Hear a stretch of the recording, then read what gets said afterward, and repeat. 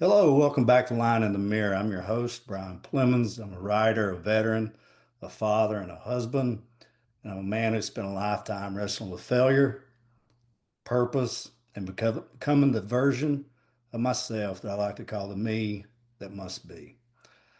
On this show, I sit down with people who failed, rebuilt, and found their way forward with grit and with grace.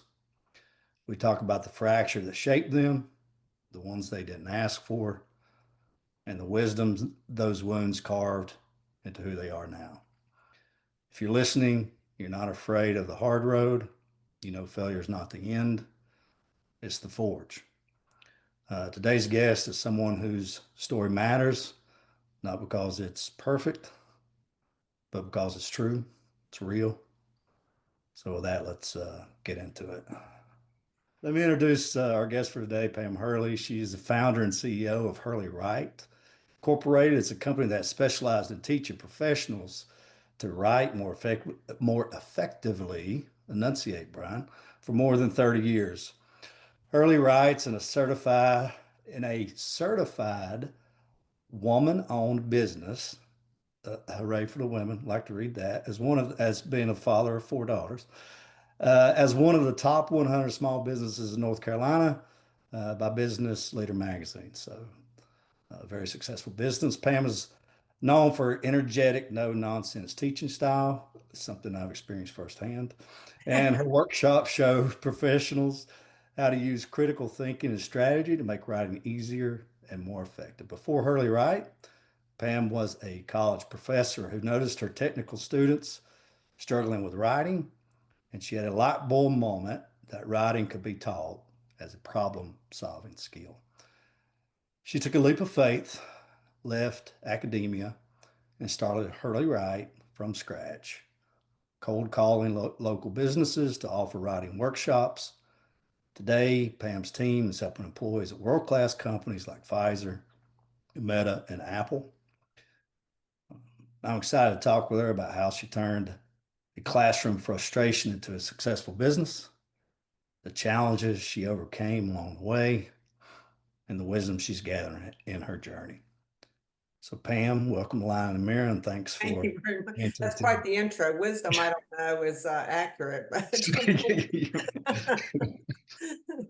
I think it's accurate. So let me ask you, let me start with this because there's a couple accolades that were listed on your LinkedIn that I didn't mention. I want to start by mentioning those. And it was first, okay.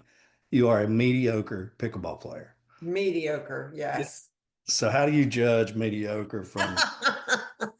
Well, some days I'm a phenom. I mean, I was out there earlier last week and I was like, yeah, I got this. I figured it out. And then today I'm out there and I'm just playing like crap. So that's mediocrity. Mediocrity is the lack of consistency. So some days I'm great, most days I suck. So, you know, As a balance, right? So there's a second, balance. second, and maybe even more importantly, you won your second grade dance contest. Yeah.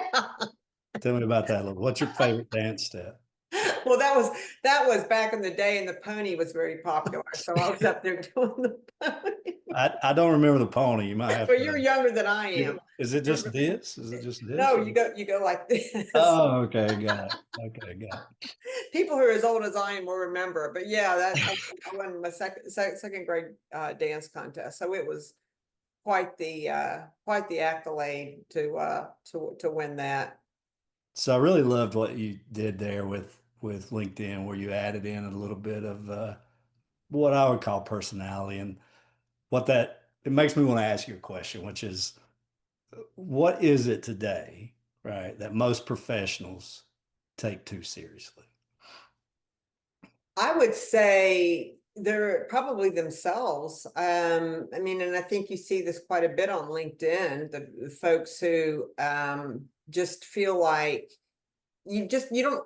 So I think on LinkedIn we're beginning to see a lot of, and I know everybody talks about the AI, we see the AI drivel, but I also think that there are people who are afraid to let their human side show their personality. And that's what I was trying to do by changing my to mediocre pickleball player and second grade dance contest so that people could see my my humor, which can be very difficult to show. I guess, I feel like people just sometimes just lighten up. I mean, not everything is uh, a huge deal. Just lighten up sometimes. I mean, Exactly. Yeah, I agree with that. And that's one reason why I think this podcast, at least to me, is an interesting topic where, it's not what I would call success theater. Hopefully yeah, at the end yeah. of the show, there's a conversation about success and redemption and how you learn from the bumps in the road. Yeah, But everything's and I guess on LinkedIn and all of these social media platforms, you can be whatever you want to be. You can say whatever you want to say, and there's exactly. nobody to question you or test that or anything. And so I think there's some people that get so wrapped up in trying to sell or whatever. And I think we're all trying to sell something, whatever that may be, but they get so wrapped up in that they forget to be human. It reminds me of a story where a guy got on LinkedIn. I can't remember if it was a tech guy or if it was a comedian. It might have been a comedian, but he got on LinkedIn and he listed his job title as CEO of LinkedIn. He was getting all these questions and all these followers. Of course, That's he great. wasn't the CEO of LinkedIn, but That's great. But that's a perfect example of you can say whatever you want to say. I mean, you can say whatever you want to say, and there's nobody to question any of that. That's great. so Pam, let's move into your business a little bit. Let's Okay. talk to me a little bit about professional writing, technical writing, scientific writing. What do most professionals in the workspace just fail to understand about technical writing? That it is a very much a part of their work. They see it as something that is divorced from what they do, their real jobs. And so consequently, they treat it as secondary, they treat it as an afterthought instead of understanding that it is very much a part of the document is the deliverable. So it doesn't matter what you do in the lab, in your office, whatever the case may be. If you can't convey that to your intended reader, then it really doesn't matter. And so, and the unfortunate thing is that's kind of how I wouldn't say kind of, that is how it's taught in academia as a secondary, you got to take English 101 and 102, and then maybe take writing for engineers or technical writing or whatever, depending on your major. But it's stupid. It's a dumb way to approach it, because if you don't see it as part of your work and you don't treat it as part of your work, you treat it as an afterthought, or you hate it. I mean, most professionals, they hate writing. They just absolutely detest it. And so consequently, they procrastinate, they don't do a good job. But if you get into the mindset of this is part of my work and it's an integral part of my work, and change that mindset, then you can improve your skills. But again, most people don't see it that way. They see it as something that they have to do, but they don't want to do. And what would you say to someone that says, if you look at even elementary education now, it's my understanding they don't teach them how to cursive write. And there's some conversation about we're not going to teach them how to write, we're just going to teach them how to type. Yeah, yeah. So what's your thought process in responding to professionals when they say things like, why do I need to write? I have AI. Yeah. No, that's a really good question. AI can't think. You can think. You're a critical thinker. And it worries me, and not just because this is the business I'm in, but it worries me that we are very willing to give up our critical thinking, right, to a machine that can't think. So we were talking to a prospect a couple of weeks ago, engineering. We're using AI, everything's great, it's faster, super. It's faster, but it may not be better, A. And then B, does it reflect your organization and the professionalism of your team, of the people who are working for you? So it concerns me a great deal that we are very willing to give up critical thought, which essentially is what writing is. Writing is thinking on paper. Philosophers have said this for hundreds of years, that were very, very willing to give that up for the sake of speed. And I was reading something, a LinkedIn post this morning, and this one was said, I am not willing to turn my brain into mush because I need, my brain is the most important thing I have. And it's just like wearing a helmet when you ride a motorcycle, it's the most important thing you have. And why are you willing to give up that critical thinking to a machine? And then the second part of that is, even if you think about, okay, so, writing and then, being able to communicate, that kind of thing, you're willing to give that up. I cannot imagine that would not affect other areas of your work where you have to problem solve. Right. Because if you're not working through that writing problem, because that's what writing is, it's a problem. Who am I writing to? What am I trying to achieve? And how do I get there? That's the writing problem. If you're not willing to work through that problem, then what other problems are you not willing to work through? So it concerns, I mean, I'm not against AI. I mean, it's a great thought partner. It can do all kinds of great things for you, but it can't think. And because it can't think, it can't write. So that's my thoughts about that. So professional writing, what do you feel like in general that it lacks today? I think it lacks an obvious reader and an obvious outcome. And so what I mean by that is that when you pick up any piece of writing, you should know immediately who it's written for, and you should know immediately what it is that the reader is supposed to do. And those are the things that they're often lacking. People tend to write too much, what I call overwriting. And we talk to a lot of companies about even reversing how they organize their documents, how they organize their reports, because you got to read all this junk and then you get to the meat at the very end, instead of being, well, people are busy. And we know now that most people aren't even reading at all, right? Right. They Right. go to the recommendations or whatever it is. So why wouldn't you put that first? Why wouldn't you make it easy for readers? And that's what a lot of writers don't do. That's what a lot of organizations look at their templates. They're not making it easy for readers. They're just Right. doing, this is what we've always done kind of idea.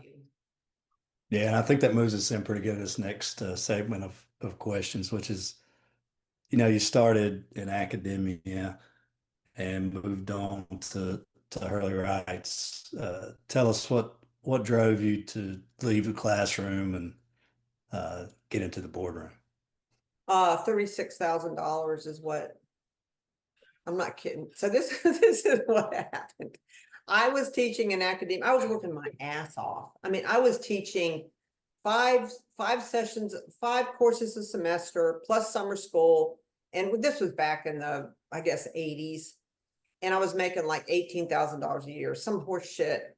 It was awful. It was just awful. No insurance, nothing. You just work your ass off and hope for the best.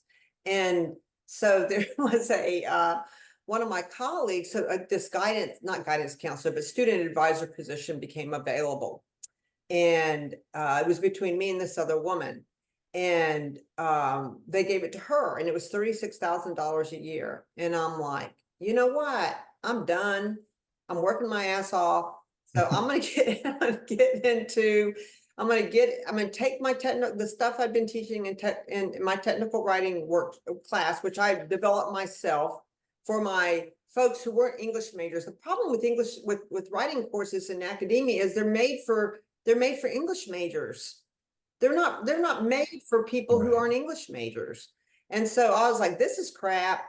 And so I just started making cold calls, and I was like, if I can make $36,000 a year, I will be very happy. And that was so a couple things drove me that. But at the end of the day, it was being treated like shit and not making enough money. And I was like, I have nothing to lose, nothing to lose.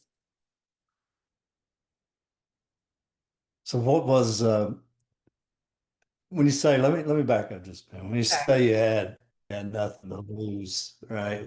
Let me ask you about that just a little bit because a lot of people say that and then it can almost be a little cliche. I had nothing to lose, but Right.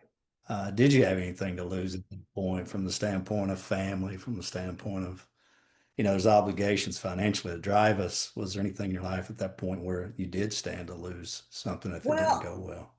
I mean, I had, so my mother, I've discussed this. My mother was murdered when I was 17 years old. My father Right. pretty much abandoned my little sister and I at that point. We were actually, after my mom died, my little sister and I were living in an apartment by ourselves. I was 17, she was 15. My dad had already met another woman, so he's across the hall in this apartment, this apartment building. And my point here is I had zero guidance. I didn't know Mm. what the hell I was. My parents never said, "Oh, you're going to college." Now, my brother, sure, he's going to college. Never, never did either one of them say to me, "You're going to college, you're smart, let's go to college, blah, blah, blah." So I went to UNC Greensboro, spent 2 years there. Then I decided on a whim, because again, no guidance, that I wanted to transfer to Chapel Hill and major in public health. Why? No idea. I was really into Right. nutrition at UNC Greensboro. Go to Chapel Hill, and Jesus, I was putting myself through school because my dad refused to pay for me to go to college. The summer before I'm supposed to go to UNCG, he says, "I'm not going to pay for you to go to school." So I had to find a Mm. job at UNCG. I worked in the library. I made it work. Went to Chapel Hill.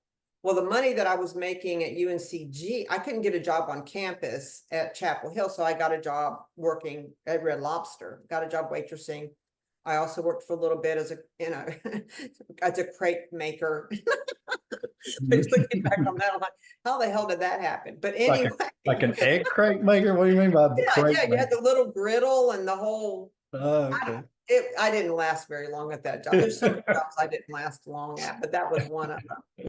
So I went to, worked at Red Lobster, and between the work and the money and everything else, I flunked out of Chapel Hill, and didn't, I just flunked out. So at that point, my husband now, he wasn't my husband then, was at UNCW. So I moved to Wilmington and lived there. And then a few years later, after my son was born, I decided to go back to school, and they put me on probation. UNCW put me on probation and let me in, and I excelled, and I did very, very well. But it was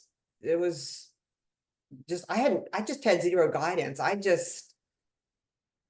didn't know what I was doing. I mean, I just was like, got to do something because I'm not going to live here. And so I just, I applied. I think I applied to two colleges, UNC Greensboro and UNC Chapel Hill, as a senior in high school, and I got into one of them, didn't get into the other. So I was like, well, let's just do that. But Right. But then you did transfer to UNC, but I it was did transfer to UNC, and then I flunked out after a year. and flunking out after a year. I mean, what do you feel like is the driver for that? Was it interest level in the program? Because Oh, you know, God, yeah, yeah, because it was math. I had no idea. See, but that's what I mean. I had no preparation for anything.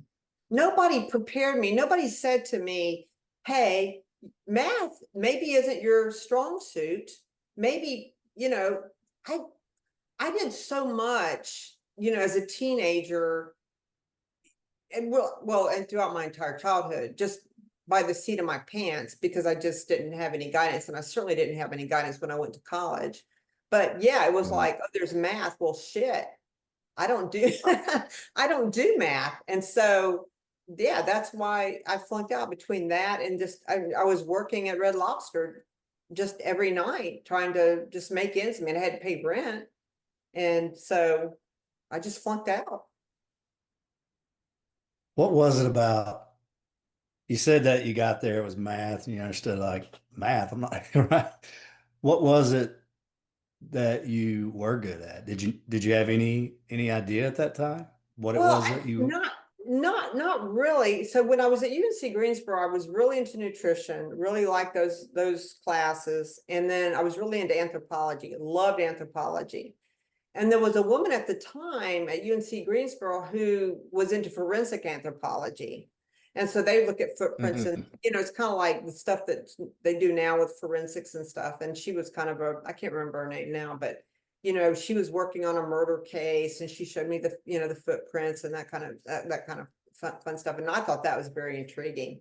So why I didn't stay and do that, but I just felt like I had to go. I felt like I had to transfer. I don't know why I felt like I had to transfer, but I did. And it was awful. Yeah. I couldn't get a place on campus because I was a transferring junior. They didn't have room. So I met this woman who had a trailer and she was incredibly religious. And Yeah. so my husband, who's, was my boyfriend at the time, was coming over and spending the night. Well, she didn't like that shit at all.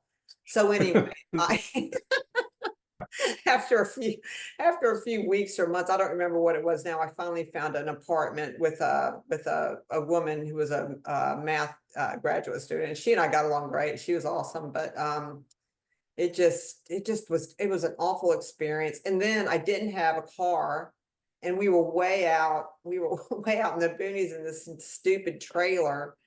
And so I wanted to, a former employer I had in Wilmington had a Volkswagen, and I wanted to buy the Volkswagen for like $500. I forget what it was some cheap amount.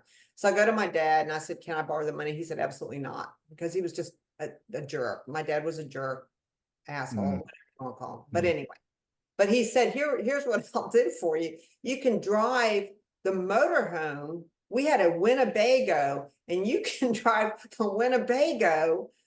If you've never been to Chapel Hill, and I know you have, but if you've never been to Chapel No. Hill, driving a Winnebago in Chapel Hill doesn't work, doesn't work very well. So, oh, it was awful. I mean, so I did Yeah. that for a little bit, but it was just like, oh my God, thinking back on that, parking that damn thing. I mean, it was it was awful. But anyway, that's the story. So I ended up dropping out because I just couldn't afford it and my grades were awful. All right.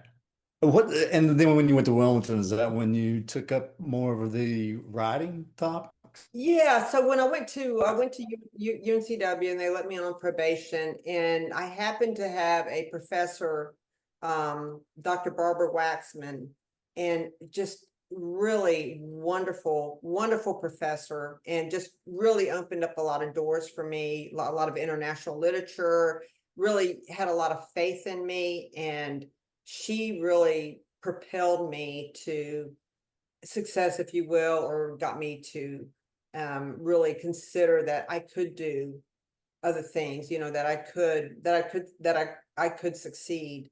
And so, Mm. I finished my undergraduate with, at UNCW, and then I went ahead and finished my master's as well.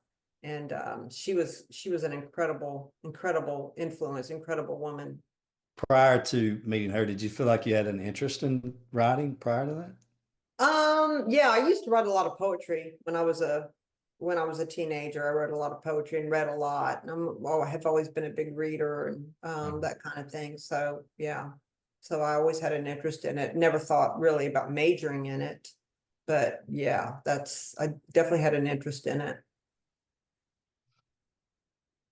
Do you feel like, we hear you loud and clear on your upbringing, and it sounds like it was rough times. Do you feel like there was something that this professor um, maybe saw in you that hadn't been seen yet? I think so. I think she realized, I mean, growing up, I mean, there was no doubt in my mind that I was smart. I mean, that was never in question. I mean, I always knew that I was smart. But I think she made me believe that my intelligence um could be used, is the wrong word, but that I could use my intelligence to excel and to do bigger things. I guess is the best Right. way to put it. I mean, she had a lot of faith in me. She helped me a lot. She was a great mentor, and just exposed me to things that I had never really been exposed to. But I think with her it was the support, that I felt, you know, you know how it is when you go to school, you have professors who are very dismissive, and then you have professors who give you the time of day and who treat you as though your opinions are valued. And you know as well as I do, especially when you go to graduate school and the pool becomes much smaller and the classes become much smaller, how important that is. And she Right. was always, I really felt like most of the people in that department were really good, really good folks. I had a good relationship with them because I was an adjunct at the time, so essentially slave labor. But they were all very, one of the guys helped me publish my first article and really, pushed me to do that. So I guess I had this feeling in that department that I could be successful, and that my thinking was very valuable. So Um, do you feel like it was more the people or more of the subject matter Uh, that drove you? so I'll give you difference. My dissertation was on female erotica. Okay. And so it was erotic Written literature. by females. Well, not all of it. Like Henry Miller was part of what I wrote about Okay. how Right. women were talked about, written about. Some of it was written by females. Some of it was less, Ethan Frome was one of the novels that I talked about, because there's a lot of subtle sexuality in that. So what I was trying to talk about is the literature, because there's not a lot of erotic literature written by women, right, that I was looking at. So what I was trying to talk about was how the differences between erotic literature that is written for women, and the erotic literature that is written for men about women. So there were two divergent kinds of paths. And so Got it. I, wrote the dissertation and all that. And then I wanted to teach a class, wanted to develop a class and teach it. And so the chair of the department was like, it makes me really nervous to do this and blah, blah, blah, blah, blah. And I was like, well, I'm going to do it. I want to do it. And so they finally acquiesced and let me do it. But he was on pins and needles the entire time. He was very concerned that that there would be some, I don't know, protest or whatever. But I loved it. I felt Mhm. so, I loved it because it made me, because I felt rebellious, and I've always loved being rebellious throughout my entire life. I've always been rebellious. I've always uh ignored the status quo. I mean, I remember when I graduated from high school, I wore jeans to the graduation. Women didn't do that back then, right? You had to wear a dress. I remember one of the teachers coming up to me, she goes, don't you think you'd be wearing something else? I was like, nope, this is what I'm wearing. But it was that kind of thing. I always felt, I've always been rebellious. And so anyway, that course, I won't tell you what I wrote on the board the very first day, but that's a story for another time. But it was great. I loved teaching it, because I love the rebelliousness of it. And I also love the way that, and it was mostly women in the course. I just love the way the women responded, because it was just, I mean, this was, like I said, mid to late 80s, I guess. Um, Right. and it wasn't, you know, people didn't talk about things like that, but it allowed me to kind of show my true I'm not afraid. I'm not afraid. I've never been afraid. And so that was one of the ways that I was able to show that I'm not afraid. Got it. That's interesting because it seems like it sort of, well, not doesn't seem like it feels as if it's directly applicable to what you're doing. One of the things you said earlier was ensure you know who you're writing for, know your audience, right? And if you're writing that type of fiction and it's written different by men and different by women, right? It Absolutely. seems Yeah. like it's a nice fit with the theory that you had. Yeah. It was it was very interesting that because the erotic literature for women was a lot more subtle than the erotic, the erotica like the Henry Miller and all that was like Right. very, and that was, I think, I'm not sure if Henry Miller was banned, but anyway, it was, Lady Chatterley's Lover and those kinds of things. But it was Right. really very, very interesting to see the differences in, viewpoints. Got it. What's I'm having a hard time moving on from this topic. I guess I'm curious how that becomes like a class and becomes the focus because you could think of other audiences that um writing for an engineer versus writing for a literature Yeah, major. So I'm yeah. curious what it was about that specifically that sort of caught your interest. It was rebellious in nature, I get it, I but think it was, I think that it was the rebellion, and then I didn't want to do the same crap that everybody else was doing. I mean, it wasn't like I was some erotica aficionado. I was not. I mean, this was right, my first foray into it too. I wasn't really that familiar with it, but I thought, and I don't really remember um why I chose that topic, but I right, do know that it, as you can imagine, allowed me to kind of stand out from, a lot of the other graduate students who were doing the same old mundane, mundane stuff. So there was that. And then I got to read part of it during my defense, and I picked again, and I picked the juiciest thing I could find to read during my defense. I was like, yeah, I'm reading this just to watch in them. the hopes they wouldn't have many follow-ups, I suppose. Right, exactly. No follow-up. Well, yeah, that sounds good. Yeah. Okay. Moving Let's move on. on. Moving on. What is it? Who was it who said, it was someone in the Supreme Court that said, I don't know how to define pornography, but I know it when I see it. I forget who said that, but anyway. But and that was part of it too. What's pornography and how do we define it and who gets to define it? It's interesting. So let's talk about some of your pivot points. And Okay. so up to this point, what I think where we're at is um, you were in a program that was just not you, and you were struggling to survive. You didn't have a lot of support as a young lady and into your adolescence and adult years. Even it seems as if you didn't have a lot of support, and you found a supporting community there at UNC Wilmington.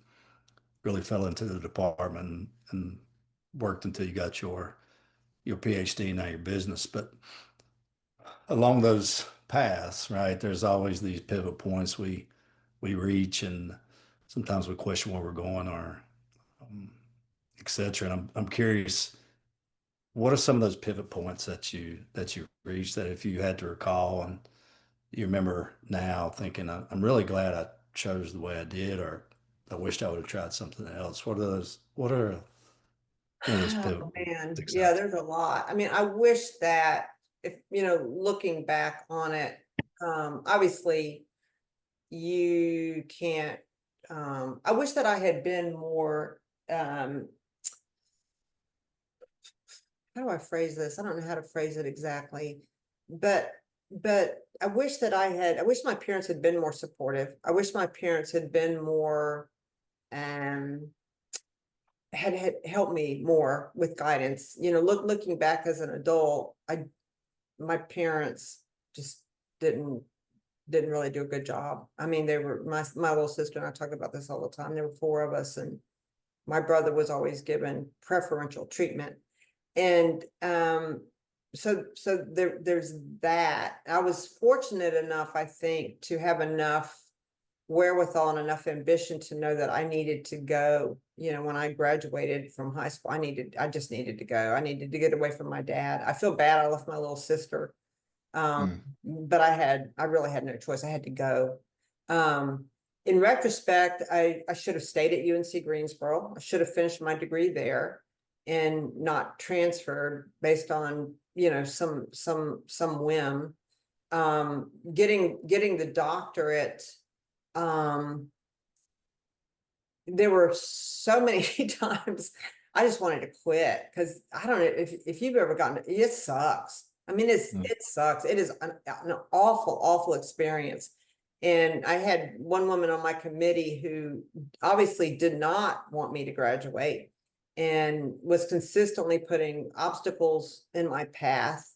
And at my defense, was asking me questions that were outside the realm of what I was even working on. And at my final defense, I answered the questions, blah, blah, blah. And then my director comes on, he goes, well, she didn't want you to graduate. And, it occurred to me at that point, I'm like, man, these people have a lot of power.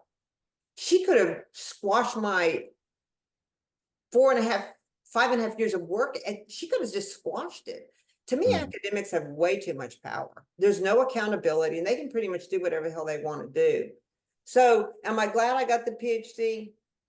Maybe. I don't know. I don't know that I don't think I learned as much in my doctoral program as I did in my master's program.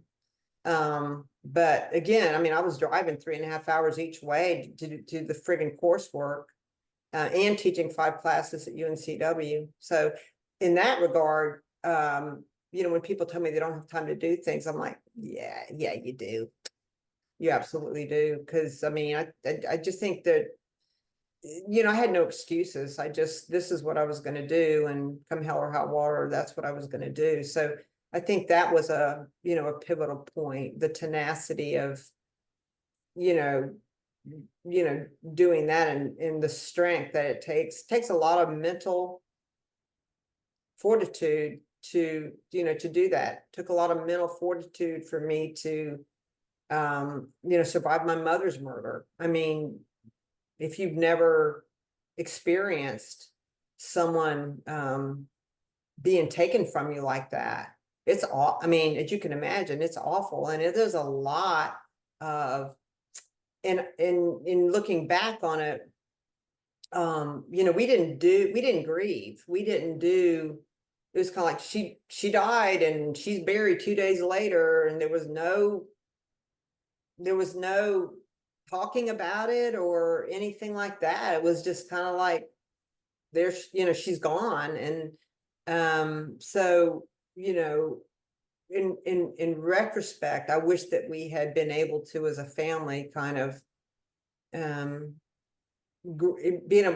able to grieve her, and we just didn't. And that's really unfortunate, that because I think that would have gone a long way towards helping. Because again, I don't know what to do. I just know I need to go. And so I went. But my mom was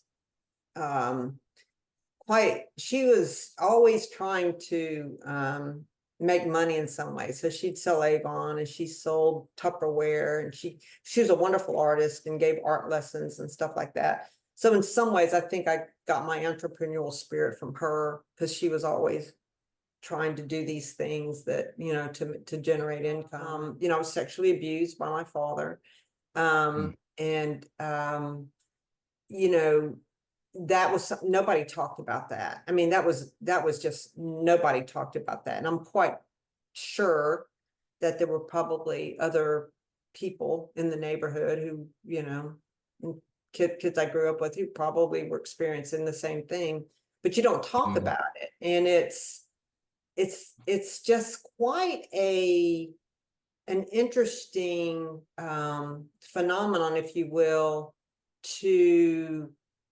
because sexual abuse, it's not just a physical thing. It is a legacy that steals so much from you. I mean, mentally and physically, but it is something that you never get over. In some way, shape, or form, it shapes you, and it can just steal so much from you. And I feel like for me, it made me very reticent to interact with people. In other words, I felt like a lot of my life I've had a shell around me that I don't let people get close to me. And I think that's still true today, that I'm very I like people like me, I get along with people. But in terms of letting people in, I don't think I do that very well at all. And I'd attribute that to, the sexual abuse. Whether that's true or not, I don't know. But that's part of that. And I'm sure that there's a lot of women listening to this podcast who have experienced sexual abuse as well. And it's just an awful thing. And a lot of people never recover from it. Pam, it was interesting is when you brought that up, you brought it up at a time period where you were talking about wanting to quit but not quitting and seeing it through to the end, although you really at the end of the day wasn't really digging it, right? Yeah, right. And the failure that you had mentioned earlier where you were in school and you just sort of threw up your hands and you were ready to be done with it. It didn't come up then, but I'm curious, is there something to take from that? I'm curious, is there something about those experiences you had, your mother's murder or your father's I don't know. I don't even know how to word it. I can't even Sexual imagine it. abuse. I mean, yeah. Yeah, I mean, your father's sexual abuse that really fed your determination to. Yeah, I mean, I think part of it is, and I don't know that this is something to be applauded, but I do think that I've spent my life trying to prove my worth, that I am worthy of being listened to, that I am an intelligent person, that I'm all these things, almost to the point of um I have to be, not perfect is probably too strong a word, but I do, I've always been obsessed with, um, you know, being in good shape and making sure I make the right impression and worrying about what people think of me. I don't do that anymore because I'm older now, but those things, it's always been this thing of proving that I am a valuable human being and that I am worth being listened to and those kinds of things. So yeah, I mean, that those things shape me. And then my mom's murder, I think, was just a way for me to, it really created a way for me to kind of escape, if you will, from my father, and that kind of thing. Not that he gave a shit at that point, but and I wasn't being abused at that point.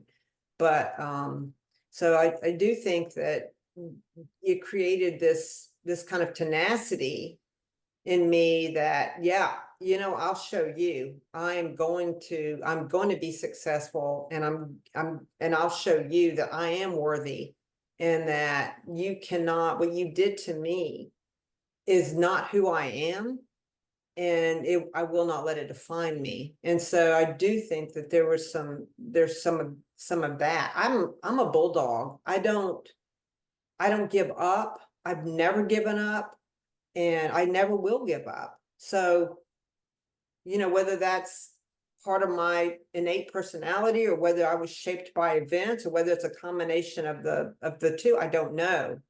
But I do know that I am very tenacious. And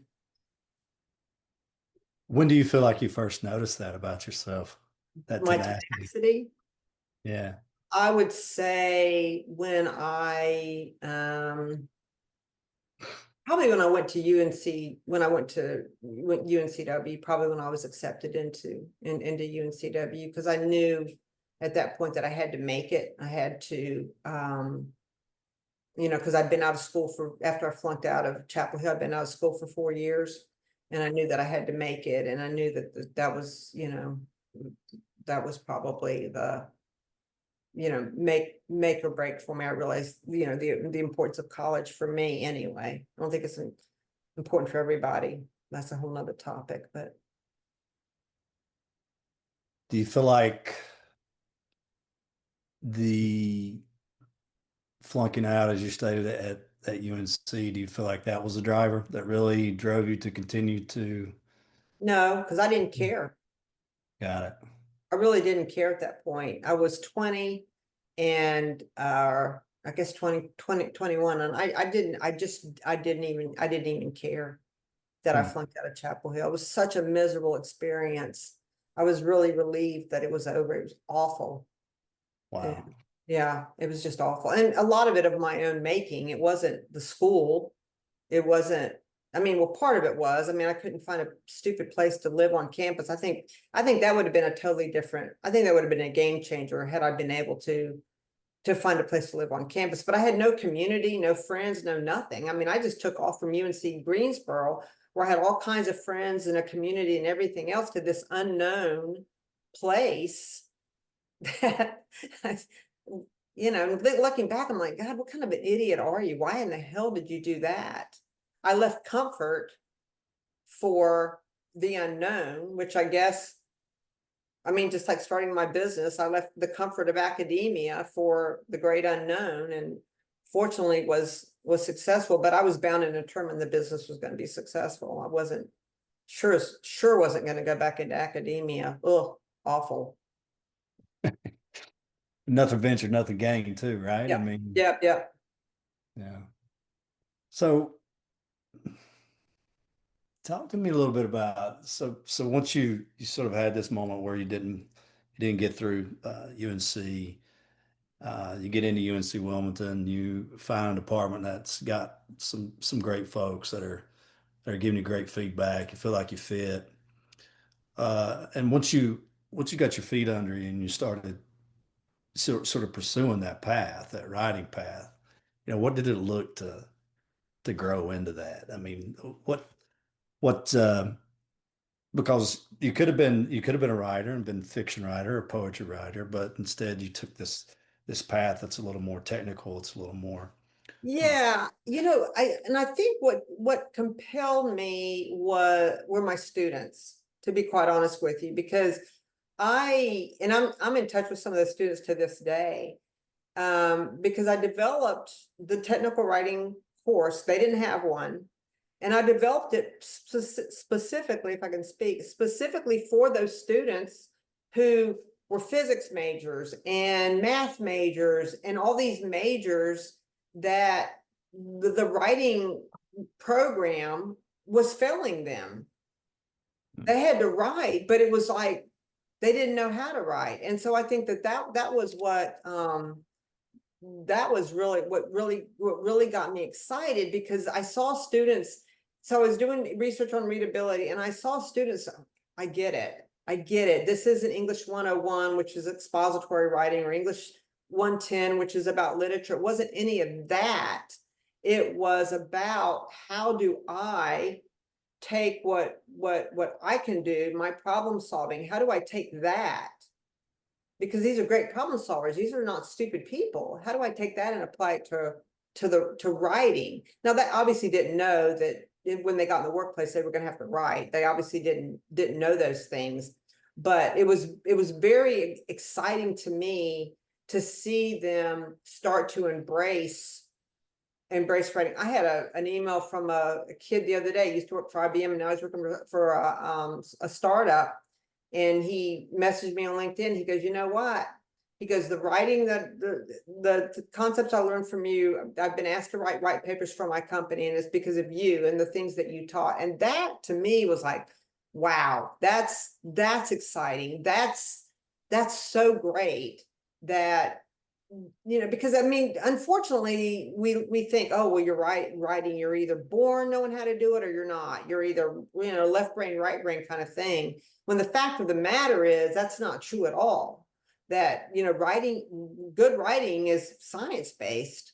So those are the kinds of things when I hear from past students and that kind of thing, that's what's exciting to me. And or when you go into a corporation like we do, and they're like, wow, this is just phenomenal. Really, this really helped me do what I need, what I need to do. I don't dread writing so much. I'm not saying they love writing, because they don't. Even after Right. they just don't. But can they be more effective at it? 100%. And that's the exciting part to me. Got it. So that's interesting because really what drove you in the area um, was giving that feedback that was valuable feedback to folks. That's what it seems like. That's what I hear you say. Yeah. Is that hitting the nail on the head? Yeah, yeah, that's pretty accurate. Yeah, it's just that idea of this is something I can do and it's not foreign to me. And yeah, I mean, I think that's pretty accurate. Do you get the same satisfaction from helping, Meta, Oh, Pfizer, without these a large doubt. companies? Yeah, because Yeah. we have a lot of workshops where people will say, "Oh God, I don't want to do this. I don't want to go to this workshop." And then they come back and they go, "Man, this is great. I'm really glad I did it." Because we don't go, "Oh, you don't know your prepositions." Oh, it's really about how do you problem solve, because the way that you write and the way that I write are two very different things. It doesn't mean that I'm right and you're wrong, or vice versa. How do Right. you solve problems? Okay, now let's take that and let's apply that to writing. And here are some concepts, and here are some things. We'll have clients who are, well, I want to see it before and an after. Well, before and after isn't going to do you any good, because what's a before for what? You don't know the context, you don't know the writer, you don't know the reader, you don't know the outcome, you don't know any of that. So, and it's just, I mean, it's the same problem with chat GPT. They spit out crap and, oh, it's better. Is it? Right. Is it better? Right. I don't know. Are you getting the action that is the reader doing what you want the reader to do? That's how you measure success, Mm, right? And so what's good to you and what's good to me, two different things, and that's okay. There's no mm. right answer when it comes to writing, Got it. except is the reader doing what you need the reader to do? That's the only measure. Got it. It seems like you have a really passionate need to communicate through writing exactly what it is that the reader needs to pick up on. Where do you think that drive comes from? What's the root of that? I don't, that's a really good question. I don't know. I'm very passionate about the business. I'm very passionate about what it really bothers me, that people believe that writing, again, as I mentioned earlier, is something you're born with and that people can't improve. That's just such bullshit. Mm, So that's one thing I'm really passionate about is, yes, people can improve their writing skills. Can they think? Yes, they can. Great. They can improve their writing skills. So, you know, it's I guess I'm passionate about it because I know what the truth is. And the truth is not what we learn in academia, and it's not the myths that surround writing. right. You're either born with it or you're not, or it's got to follow a structure, or you got to do the 5 sentence paragraph, or you have to know grammar. All that's crap. That matters. Right. None of that shit matters at all. And so it's frustrating to me that there's this deep rooted belief that those are all the things that matter when it comes to writing, and they don't matter at all. You can be a terrible grammarian and be a great writer. Yeah, I feel like that dovetails really well with the other time when you mentioned that you had this rebellious streak in you where you were like, no one's going to do anything with erotic literature in academia, so I'm going to do that to prove that the different audience requires a different writing style. Exactly. And, and then you feel like you've got to drive to prove that this sort of idea about you're either born a writer or not. No, you can learn to Exactly. write. Right. And I heard another through line where it's like I was going to show that no, I'm going to make that tenacity. And when you think about that and you look at it, what do you feel like is the driver for that sort of need to set the record straight, I would say. Oh, that's a really good question. I don't know, except that I know, I know what I know about writing, and I know what I know about professionals and how they can learn to write. And I guess it's frustrating that people believe all this stuff about writing that just isn't true. It's just not true. And it frustrates me that academia does such a terrible job of teaching people how to write and how to review. And Mm, there are better ways. It's like anything else. There's a better way to do it, but nobody's talking about it, right? And so it's just like, well, we have to do it this way, and this is the way we do it, instead of thinking about, for each individual, there's a he or she has, or they, whatever, has a different, may have a different way of getting to the solution, and that's perfectly okay. But most people mm, don't have the tools, because they think of writing as this kind of linear process. You go to you do the outline, and then you do the draft, and then and then you're gonna, done, instead of thinking about writing as a very messy process. And then, organizations are awful because they're like, oh, we want better writing, but then they don't give people the time and the space that they need to write well. It's like, right. oh, we got to get it. It's 5 o'clock. Reports due at, reports due at 5 o'clock. It's 4 o'clock. Got to get it done. And so there's a lot of lip service paid to it. But at the end of the day, most organizations aren't, they don't treat writing as, or the document as, the deliverable any more than, the writers do. So I feel like I'm on a mission, because we have this, we have the data, we have the science to prove that it's not what you're taught in academia. We know this. It's based, it's science. Right.